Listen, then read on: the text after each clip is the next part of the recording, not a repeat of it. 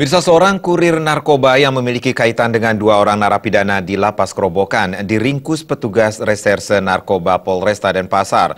Tersangka asal Kuta ini mengaku khusus mengambil pesan narkoba di dalam lapas dan diedarkan di luar lapas sesuai pesanan.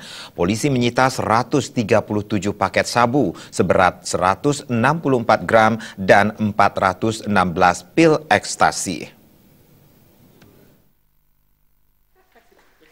Polisi meringkus seorang pria berinisial FAA 22 tahun yang tinggal di Jalan Merdeka, Kuta. Pria yang tidak memiliki pekerjaan ini merupakan kurir yang bertugas menjemput barang narkoba ke dalam lapas. Ia ditangkap di Jalan Gunung Soputan dengan barang bukti 416 butir pil ekstasi dan 137 paket sabu seberat 164 gram. Terungkapnya keberadaan tersangka dari informasi yang diperoleh petugas bahwa tersangka kerap mengedarkan narkoba. Berdasarkan ciri-cirinya, polisi meringkus tersangka dengan barang bukti sabu dan pil ekstasi.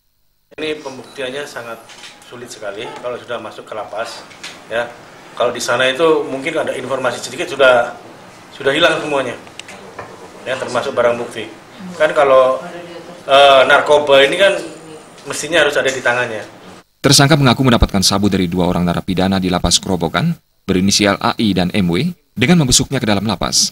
Sabu dan pil ekstasi tersebut diselipkan ke dalam pakaian kotor berupa celana jeans. Tersangka menambahkan sudah 2 bulan jadi kaki tangan bandar di dalam lapas tersebut. Setiap menempel mendapat upah Rp75.000 per alamat yang dituju. Setiap 2 hari membesuk AI dan MW ke dalam lapas dan membawa keluar 50 paket dan 100 butir pil ekstasi. Tersangka menjadi kurir lantaran tidak memiliki pekerjaan tetap. Pria tamatan SMA tersebut telah menggunakan narkoba sejak Desember 2016.